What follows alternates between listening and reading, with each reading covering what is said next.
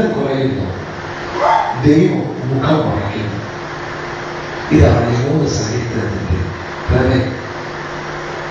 ഈ 3 സങ്കീർത്തനം ഇന്നിപ്പോൾ ധ്യാനിക്കാൻ നമ്മുടെ സമയം അനുവദിക്കുന്നു. നമ്മൾ ധ്യാനിക്കാൻ പോകുന്നത് 8-ാം സങ്കീർത്തനമാണ്, 11-ാം സങ്കീർത്തനം.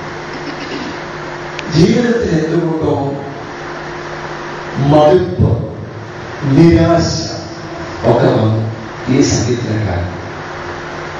മടുപ്പും നിരാശയും മനുഷ്യരാണ്. മടുപ്പും നിരാശയൊക്കെ വന്നിട്ട് ഇട്ടിട്ട് വിട്ടളയാം, കളഞ്ഞേക്കാം ജീവിതം എന്ന് ചിന്തിച്ച് ഒരു മനുഷ്യൻ, ആ മനുഷ്യൻ പാടിയ ഒരു പാട്ടാണ് 8-ാം സങ്കീർത്തനം.